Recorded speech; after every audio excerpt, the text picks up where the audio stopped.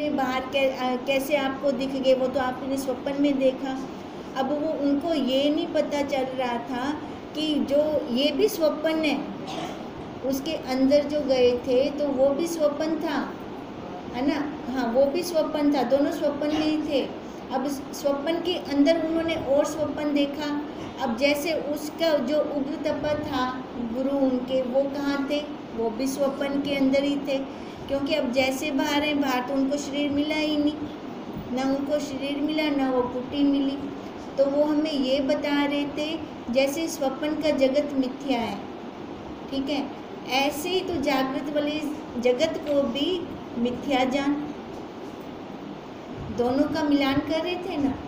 वो भी आभास मात्र है स्वप्न वाले जगत की, तो हमें बहुत जल्दी दृढ़ता है कि आभास मात्र है। अब कहते हैं ऐसे ही इस जगत की भी तू दृढ़ता कर कि ये भी आभास मात्र है। फिर कह रहे थे सबसे पहले तो इसमें ये जान कि सत्य क्या है, ये चल रहा था भी सत्य क्या है। अब सत्य क्या दिखा रहे थे, अब हम देखें तो खुद देखें सत्य क्या है। पदार्थ जितने भी मिलते हैं, पदार्थ का मतलब है वो असत्य, जड़ है, दुख रूप है, तत्व है, क्षर है। क्षर है मतलब मिटने वाले है नहीं वो। अब मिटने वाला को तो हम सत्य कह नहीं सकते। हम सत्य कहेंगे तो किसको कहेंगे, जो हमेशा एक रस रहता है। सत्य, चित्त है, आनंद रूप है। वो जो सत्य है, जो चित्त है, जो आनंद रूप है, वो हमारा अपना आपा है आपा। बचपन से लेकर आज तक वो वैसा का वैसा है, कहीं गया नहीं वो। यही हमारा कल चल रहा था कि जो वो उनका समाधि वाला शरीर था, वो भी समाधि वाले शरीर के अंदर उन्होंने अपने आप को स्वप्न का देखा। कैसे देखा, जब हम समाधि में बैठते हैं तो ये सारा जगत स्वप्न हो जाता है, फिर ये जगत रहता नहीं है, ठीक है। क्यों नहीं रहता, क्योंकि तब हम अपने आप में आ जाते हैं। तो इसलिए कह रहे थे उस सत्ता को जान जिसने जाना, जिससे ये हमने जाना कि ये भी मिथ्या है। उस सत्ता को जानो। उस सत्य पद की प्राप्ति तब होगी जब हम आत्म स्वरूप में बैठेंगे, तब जाके उस सत्य पद में स्थित होंगे, तब जाके ये जगत हमें नश्वर लगेगा। तुम जाग कर देखो तो इसमें और उसमें कुछ भेद नहीं।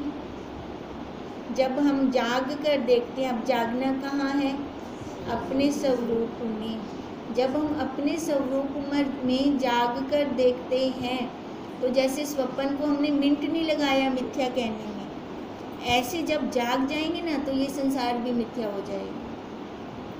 फिर यहाँ पे हमें कुछ प्रयत्न नहीं करना पड़ेगा। जैसे हम स्वप्न को झूठा कहने में कोई प्रयत्न नहीं करते, कोई पुरुषार्थ नहीं करते, ऐसे ही ये जगत भी हमारा उसी टाइम, उसी क्षण मिथ्या हो जाना है। वह सब आत्म रूप रतन का प्रकाश या चमत्कार है। अब जितना भी ये जगत दिख रहा है उसका ही तो चमत्कार है, उसकी तो चमत्कार से ये सारा मैं देख पा रही हूँ। अगर वो ही ना होता तो ये आकार ठहर के दिखाए 1 मिनट, जैसी त्रिपुटी टूटी वैसे ही गिर गया। है तो उस शव के अंदर भी, पर शव के अंदर है, अस्थि रूप से है, अस्थि रूप से हैता का कभी नाश नहीं है, ठीक है। और अगर हम इसको प्रैक्टिकली देखते हैं, है ना, तो इसमें हम जैसी त्रिपुटी टूटी वैसे ये गया। अब जब तीनों एक लाइन में होंगे तब ये जागृत अवस्था में आ जाएगा। जैसे सूर्य की किरणों में अन्न होता जल भासित होता है, जल है तो नहीं, मरुस्थल का जल देखते हैं, है ना, तो भ्रम होता है ना हमें कि जल है। हम अपनी प्यास बुझाने के लिए वहाँ जाते हैं, प्यास बुझती है नहीं। जागृत की प्यास को स्वप्न के पानी से बुझा सकते हैं, कभी नहीं बुझा सकते। उसके लिए हमें जागृत का ही जल चाहिए। ऐसे ही जो ये जागृत का अज्ञान है ना, इसके लिए हमें जागृत का ही समाधान चाहिए। इसको हम कैसे निकालेंगे? जब हम ये जागृत में अभ्यास करेंगे तभी हमें उसका स्वप्न में अनुभव होगा, नहीं तो ऐसे अनुभव हो ही नहीं सकता, क्योंकि जागृत में संस्कार जाते हैं अंदर। सब जगत आत्मा में अन होता दिखता है और आत्मा के प्रमाद से सत्य प्रतीत होता है।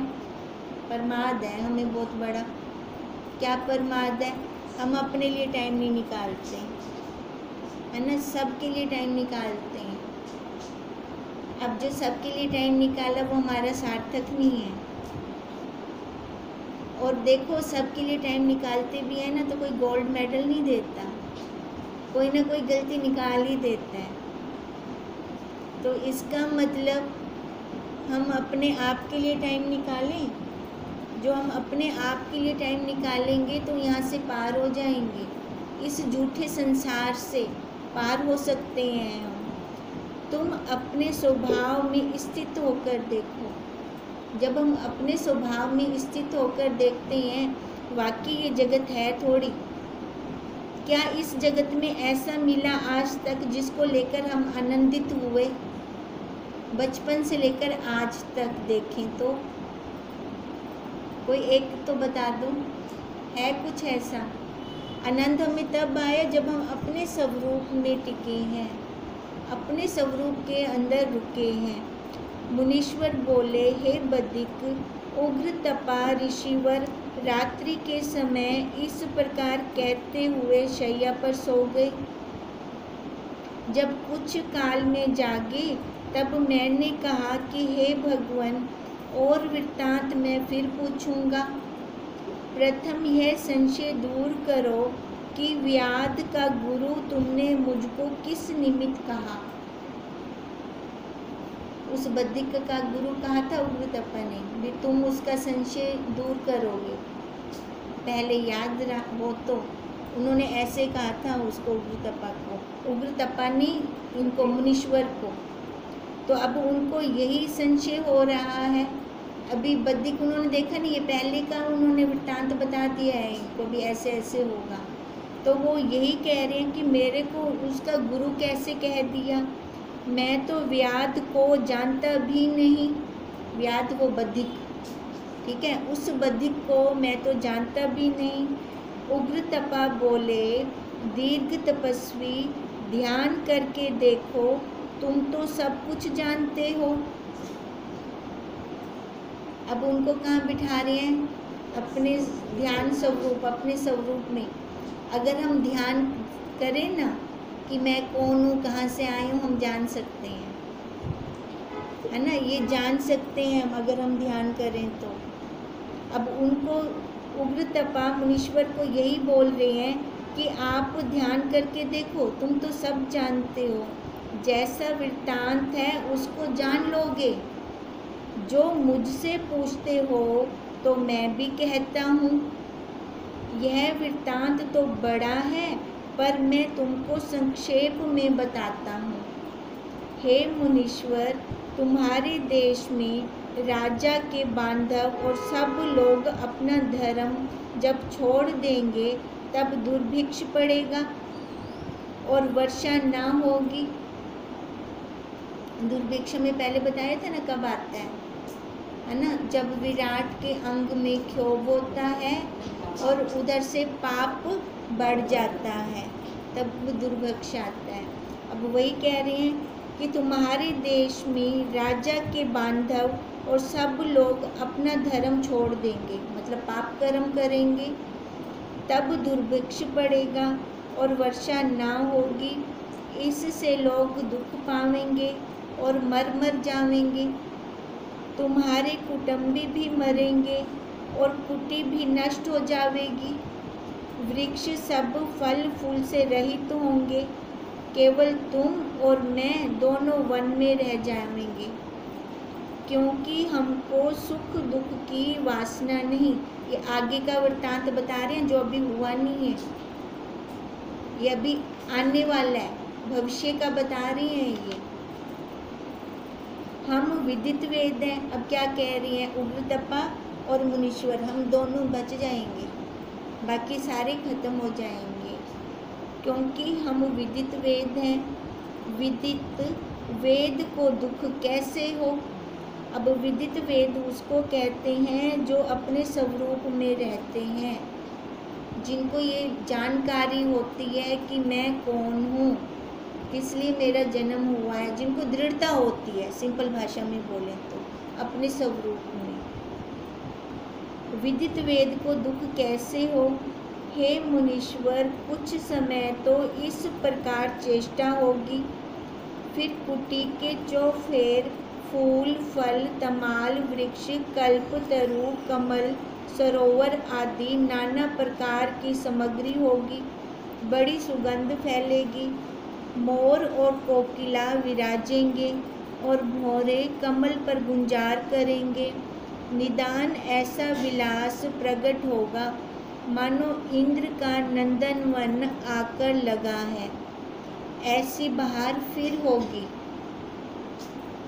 इति श्री योग वशिष्ठ निर्वाण प्रकरण रात्रि संवाद नाम 238 सर्गा समाप्त। मुनीश्वर बोले, हे बदिक, उग्र तपा ऋषिवर ने मुझसे फिर से कहा।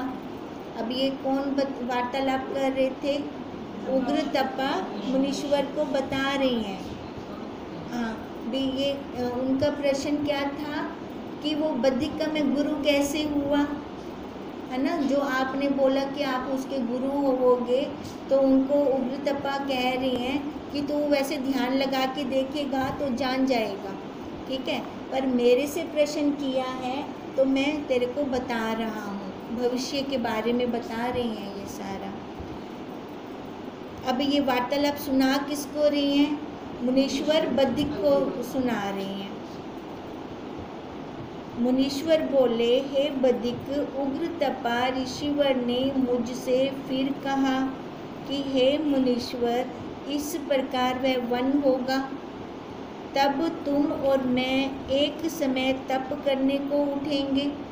उग्र तपा और मुनीश्वर, वहाँ एक व्याघ्र मृग के पीछे दौड़ता तुम्हारी कुटी के निकट आवेगा, उसको तुम सुंदर और पवित्र कथा उपदेश करोगे, उसमें स्वप्न का प्रसंग चलेगा, उस प्रसंग में वह स्वप्न और जागृत का वृत्तांत पूछेगा, उससे तुम स्वप्न का प्रसंग कहोगे और उस स्वप्न के प्रसंग में परमार्थ का उपदेश करोगे, क्योंकि संत का स्वभाव यही है।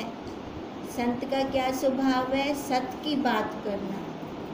उन्होंने बोला ना, यथार्थ का उपदेश करोगे, यथा अर्थ।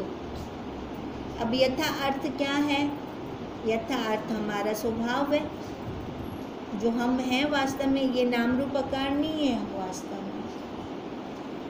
अब क्या कह रही हैं कि एक व्याघ्र आएगा, किसके पीछे दौड़ता दौड़ता, मृग के पीछे दौड़ता आएगा, ठीक है। अब वो बैठ जाएगा, अब फिर वहाँ पे तुम्हारी कुटी के निकट आवेगा, उसको तुम सुंदर और पवित्र कथा का उपदेश करोगे, उसमें स्वप्न का प्रसंग चलेगा, उस प्रसंग में वह स्वप्न और जागृत का वृत्तांत पूछेगा, उससे तुम स्वप्न का प्रसंग कहोगे और उस स्वप्न के प्रसंग में परमार्थ का उपदेश करोगे, क्योंकि संत का स्वभाव यही है। तुम मेरे समागम का उपदेश करोगे। अब वही का वही उपदेश कर रही है उसको।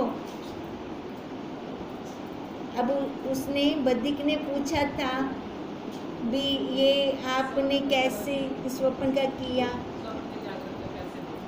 स्वप्न का जागृत में कैसे देखा, है ना। तो अब वही का उन्होंने क्या बोला था मुनीश्वर ने कि ये उपदेश मेरे को मेरे गुरु ने दिया था, है ना। तो उसका उग्र तपा का जिक्र किया था, तो सारा वृत्तांत उसको सुना रहे थे। अब वही का वही वृत्तांत उन्होंने ये पहले बता दिया था कि ऐसे तू आएगा बदिक, ये बदिक आएगा, उसको स्वप्न का उपदेश करोगे और वो यथार्थ बताओगे। तुम मेरे समागम का उपदेश करोगे। तुम्हारे वचनों को सुनकर वह पुरुष विरक्त चित्त होकर तप करेगा। उससे उसका अंतःकरण निर्मल होगा और वह सत्य पद को प्राप्त होगा।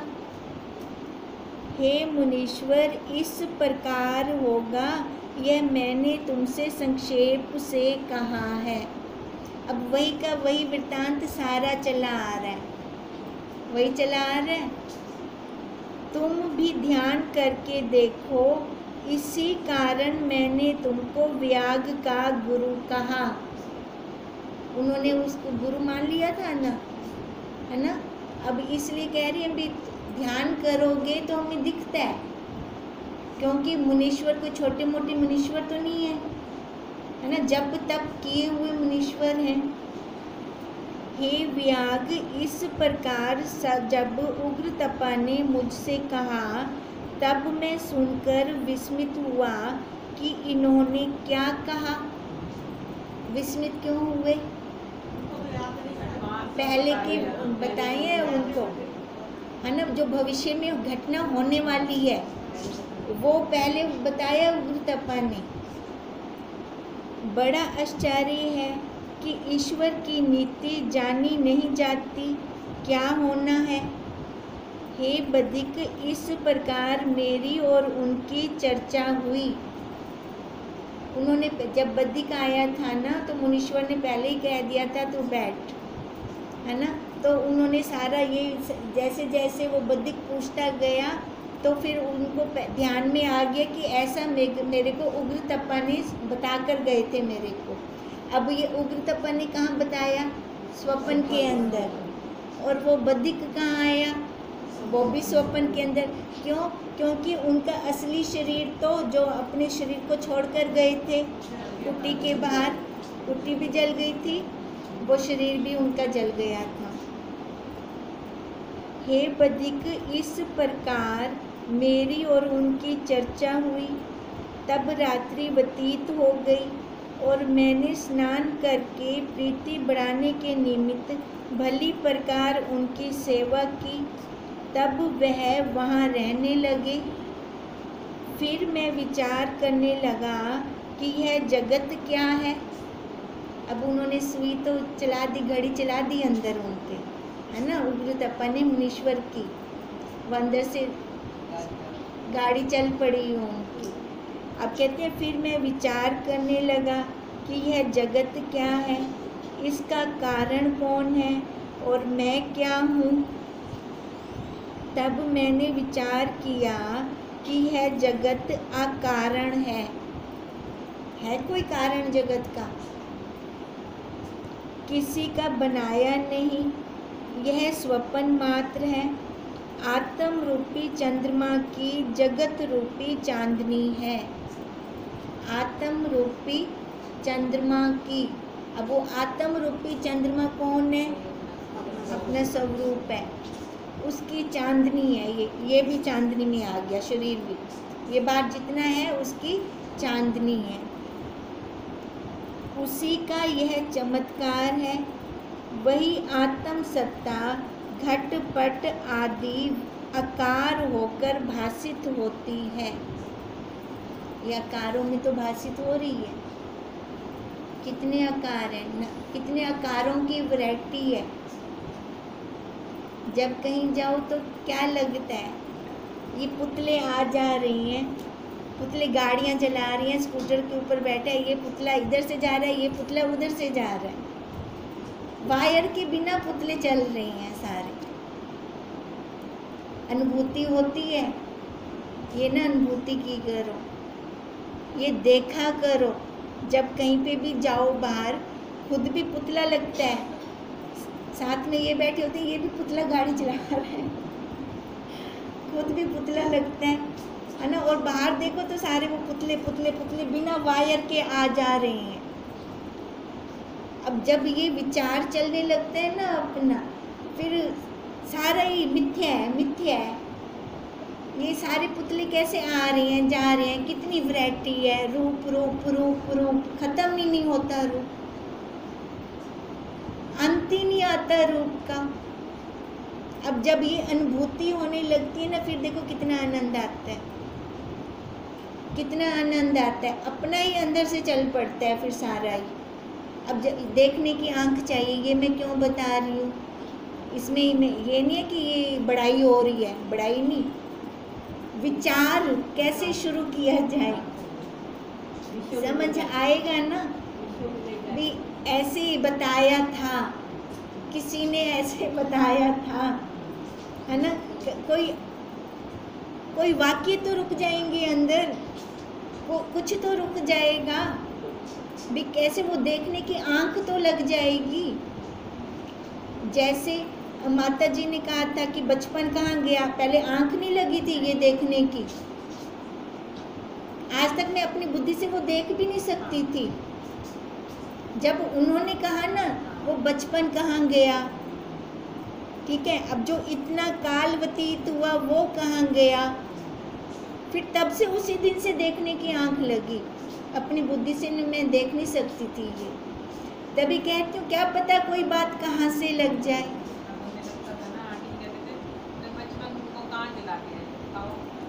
कहाँ गया ना, पर है तो नहीं ना, जान रही है ना वो सारा। ऐसे ही हम जानना रूप से जाने, है ना, ये युक्तियाँ होती हैं संतों की, छोटी छोटी युक्तियाँ, उन युक्तियों को हम अप्लाई करके अपने अनुभव को सार्थक करते हैं।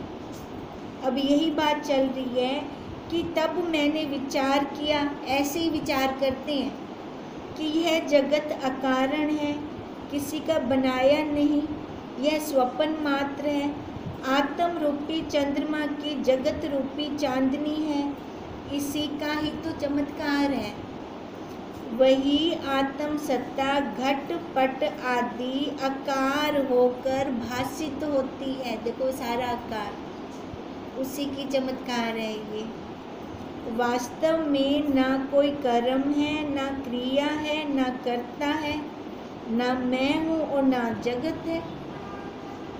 जो तू कहे कि क्यों नहीं, सब अर्थ और ग्रहण त्याग तो सिद्ध होते हैं, है ना। अब वो क्या रहे हैं, कहते कुछ नहीं है, और वो बद्दी को कहते हैं अगर तू कहे कि सब तो दिख रहा है, सारा कुछ तो है, जैसे ये माता जी का हाथ पकड़ के कहते थे आप कहते हो मैं शरीर नहीं हूँ, शरीर कैसे नहीं हूँ, सामने तो हो शरीर, है ना। अब वो वैसे ही वो कह रहे हैं अगर तू कहे ग्रहण त्याग तो सिद्ध होते हैं, तो ग्रहण और त्याग पिंड से होता है और पिंड तत्वों से होता है, सो वह पिंड तो ना किसी तत्व से बना है और ना किसी माता पिता से है। अब ये कौन से पिंड की बात कह रही हैं, वो जो अपना पिंड कह रहे थे, स्वप्न में थे ना, वो कहते हैं जितना भी ग्रहण त्याग होता है कैसे होता है, पिंड से। अब वो बता कौन सा पिंड है, अब तो वो स्वप्न के अंदर ही है, बाहर तो आ ही नहीं सकते क्योंकि बाहर वाला शरीर तो रहा नहीं, बाहर वाला शरीर तो रहा नहीं। अब कहते हैं अब बताओ कि जो ये पिंड है ये कहाँ से आया, और ना किसी माता पिता से है ये पिंड, यह तो स्वप्न में प्रकट हुआ है, तो इसका कारण किसे कहें। देखो स्वप्न के अंदर भी कितना अच्छा उपदेश चल रहा है, यथार्थ का चल रहा है। ओम तम नमामि